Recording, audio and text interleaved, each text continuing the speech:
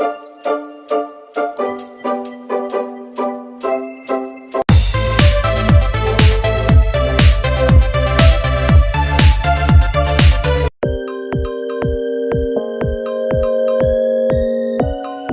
Friends, welcome to Raj smart learners the knowledge hub. మనము ఈ వీడియోలో జీడిపి అంటే ఏమిటి, జీడిపిని ఏ విధంగా లెక్కిస్తారు అనేటువంటి విషయాన్ని గురించి మనం క్లియర్గా తెలుసుకోబోతున్నాము. ఇది అన్ని రకాలైనటువంటి కాంపిటేటివ్ ఎగ్జామ్స్కు చాలా ఉపయోగకరంగా ఉంటుంది. చాలా మందికి జీడిపి అంటే ఏమిటనేటువంటి విషయము తెలీదు. దాన్ని ఎలా లెక్కిస్తారనేటువంటి విషయాన్ని కూడా మీకు చాలా సింపుల్గా ఈజీగా ఎక్స్ప్లెయిన్ చేస్తాను, వినండి. జీడిపి అంటే ఇంగ్లీష్లో గ్రాస్ డొమెస్టిక్ ప్రోడక్ట్స్ అనేటువంటి పేరుతో పిలుస్తాం. గ్రాస్ డొమెస్టిక్ ప్రోడక్ట్స్ అంటాం. అంటే తెలుగులో స్థూల దేశీయోత్పత్తి. మరి స్థూల దేశీయోత్పత్తినే మనము జీడిపిగా పిలుస్తున్నాం. మరి దీని యొక్క డెఫినేషన్ కానీ ఒకసారి మీరు చూసుకున్నట్లయితే డెఫినేషను ఇంకా మీకు ఈజీగా అర్థమవుతుంది అనమాట. ఏంటి ఈజీగా చెప్తా చూడండి. ఒక దేశంలో ఒక సంవత్సర కాలంలో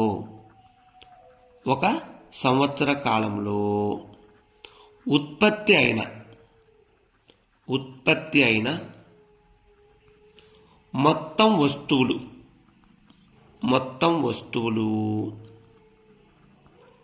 ప్లస్ అమ్ముడైన, వెరీ వెరీ ఇంపార్టెంట్ ఇది, అమ్ముడైన అంతిమ వస్తు సేవల మొత్తం విలువను స్థూల దేశీయోత్పత్తి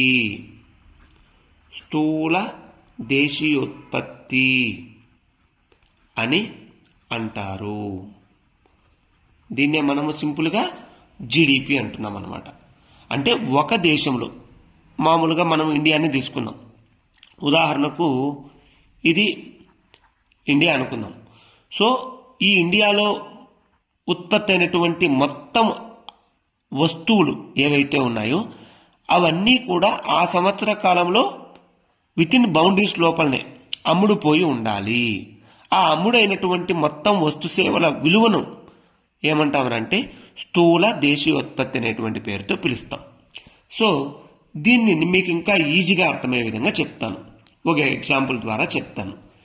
ఎగ్జాంపుల్, జీడిపిని మరి ఎలా లెక్కిస్తారు అని అంటే కనుక, ఇప్పుడు మనం ఒక సూపర్ మార్కెట్కి వెళ్ళాం.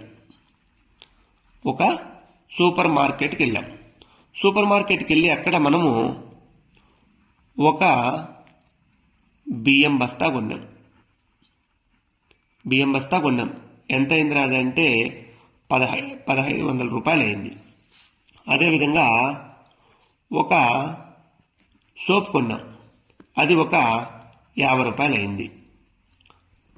ఓకే, అదేవిధంగా ఒక చాక్లెట్ కొన్నాం, ఒక చాక్లెట్ 30 రూపాయలు అయింది. నెక్స్ట్ ఇంకా కావలసినటువంటి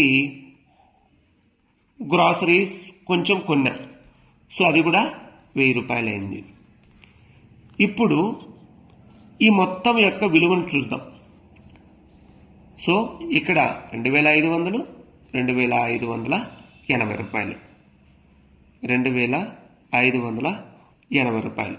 అంటే టోటల్గా మనకు ఆ రోజు యొక్క జీడిపి ఎంత, 2580 రూపాయలకు మనం వస్తువులను కొన్నాం. వీటినే అంతిమ వస్తువులు అంటే అమ్మబడినటువంటి వస్తువులు. ఎంతకు? 2580 రూపాయలు. ఈ 2580 రూపాయలను ఆ రోజు యొక్క జీడిపిగా లెక్కిస్తాం.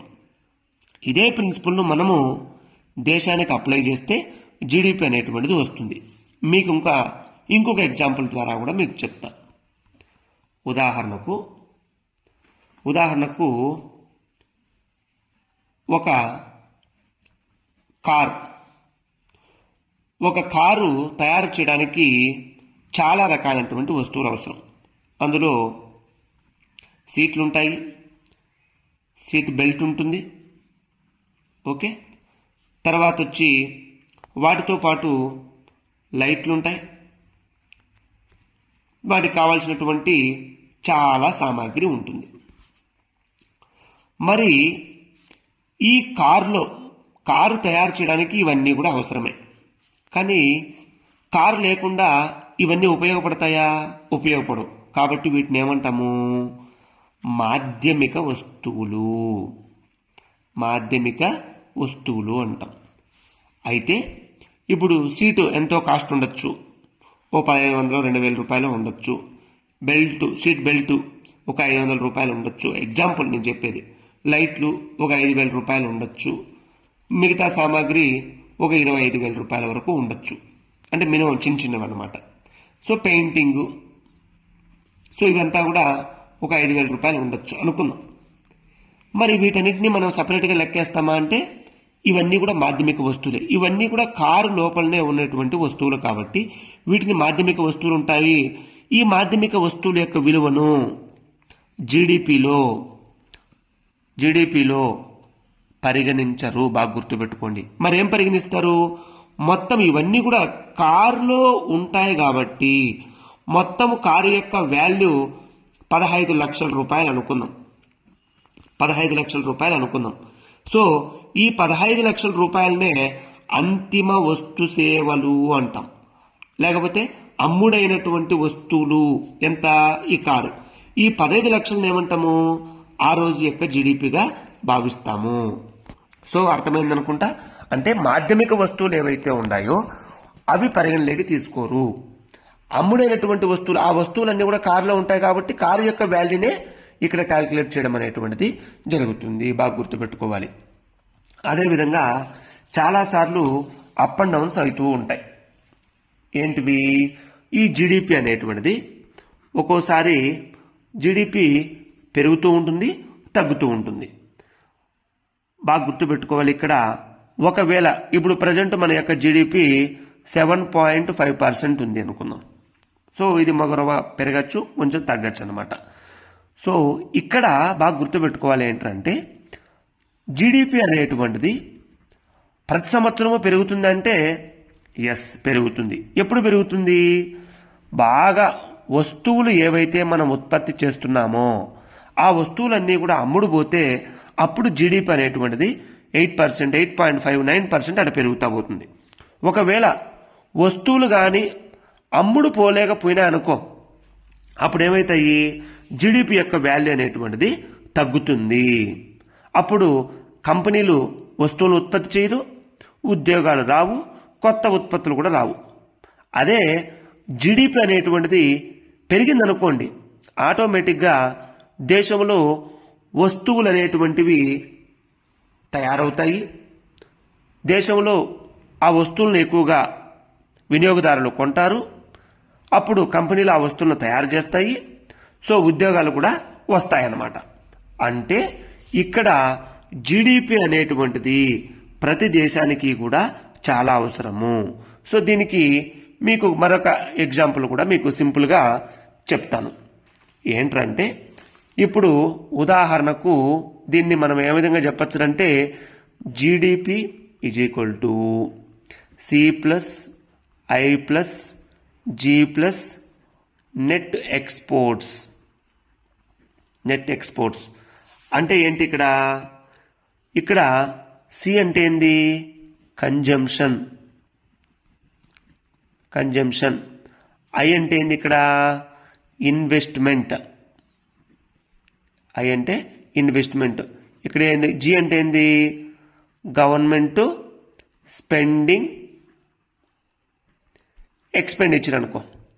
ఎక్స్పెండిచర్ అంటే ఎంత అమౌంట్ గవర్నమెంట్ ఖర్చు పెడుతుంది. ప్లస్ నెట్ ఎక్స్పోర్ట్స్ అంటే టోటల్గా ఉత్పత్తి అయినటువంటి వస్తువుల్లో ఎన్ని ఎక్స్పోర్ట్ చేశాము అనేటువంటిది ఇక్కడ మనము బాగా చూడాలి. ఈ సూత్రం చాలా చాలా ఇంపార్టెంట్ అన్నమాట. అంటే మొత్తము ఉత్పత్తి అయినటువంటి వస్తువులన్నీ కూడా ఫైనల్గా మనం ఏం చేయాలా? ఎగుమతులు చేయాల్సినటువంటి అవసరము ఉంటుంది. అంటే ఒక దేశంలో ఒక సంవత్సర కాలంలో ఉత్పత్తి అయినటువంటి అమ్ముడైనటువంటి మొత్తం అంతిమ వస్తు సేవల మొత్తం విలువను జీడిపి అంటాం. ఈ జీడిపినే మనము ఎక్కువగా ఇతర దేశాలకు మన వస్తువులు కానీ విక్రయించినట్లయితే మన యొక్క జీడిపి వాల్యూ అనేటువంటిది పెరుగుతుంది. బాగా గుర్తుపెట్టుకోండి. ఒకవేళ మన వస్తువులను ఇతర దేశాల వాళ్ళు కొనకపోతే మన యొక్క జీడిపి వాల్యూ తగ్గుతుంది.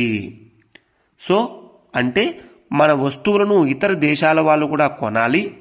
అదేవిధంగా మన దేశంలో ఉండేటువంటి వాళ్ళు కూడా ఎక్కువ శాతం కొనాలి. అప్పుడే మన యొక్క జీడిపి వాల్యూ అనేటువంటిది పెరుగుతుంది. అలా అని చెప్పి ఉదాహరణకు చైనా దేశము లేకపోతే యుఎస్ఏ దేశానికి సంబంధించినటువంటి వస్తువులు మన దేశంలో మనం కొన్నామనుకోండి, అది ఆ జీడిపి ఆ దేశానికే వెళుతుంది కానీ మన దేశానికి జీడిపికి లెక్కలేకి రాదు. ఎందుకంటే మనము చైనా దేశానికి సంబంధించినటువంటి వస్తువులు కొన్నాం, లేదంటే ఇతర దేశాలకు సంబంధించినటువంటి వస్తువులు కొన్నాం. కాబట్టి ప్రతి ఒక్కరూ కూడా ఎక్స్పోర్ట్స్ అంటే మన దేశంలో తయారైనటువంటి వస్తువులను ఇతర దేశాలకు కానీ మనం ఎక్స్పోర్ట్ చేసి ఎగుమతి చేసి ఆ వస్తువులు కానీ వాళ్ళు కొన్నట్లయితే అది మన దేశం యొక్క ఇండియా యొక్క జీడిపిగానే భావించాల్సినటువంటి అవసరం ఉంటుంది. అందుకే మన గవర్నమెంట్ వారు మేక్ ఇన్ ఇండియా అనేటువంటి ప్రోగ్రాం ద్వారా మన దేశంలో ఎక్కువ వస్తువులను తయారు చేసి ఎగుమతులను పెంచండి అని చెప్పి మన గవర్నమెంట్ వారు నినాదం ఇవ్వడం అనేటువంటిది జరిగింది. సో ఇక్కడ జీడిపి వాల్యూ పెరగాలంటే మన వస్తువులను ప్రపంచవ్యాప్తంగా ఎక్కువగా ఎగుమతి చేసి ఆ వస్తువులను ఇతర దేశాల వాళ్ళు కూడా కొనాలి. అదేవిధంగా మన దేశంలో కూడా ఉత్పత్తి అయినటువంటి మొత్తం వస్తువులను మన దేశం వాళ్ళు కూడా కొంటే అంటే మన దేశంలో ఉత్పత్తి అయినటువంటి వస్తువులు ఎవరు కొన్నా కూడా అది మన దేశానికి సంబంధించినటువంటి జీడిపిగా పరిగణించడం అనేటువంటిది జరుగుతుంది. సో జీడిపిని ఈ విధంగానే లెక్కిస్తారు. కాబట్టి జీడిపి బాగా ఉంటే గనక ఆ దేశానికి మంచి కంపెనీలు వస్తాయి, ఉద్యోగ అవకాశాలు కూడా పెరుగుతాయి, మొత్తము ఆర్థిక వ్యవస్థ బలోపేతంగా ఉంటుందనడంలో ఎటువంటి సందేహము కూడా లేదు. సో మై డియర్ స్టూడెంట్స్, ఇవన్నీ కూడా మనకు చాలా ఉపయోగపడతాయి. So thanks for watching. మరి యొక్క వీడియోతో మళ్ళీ కలుసుకుందాం.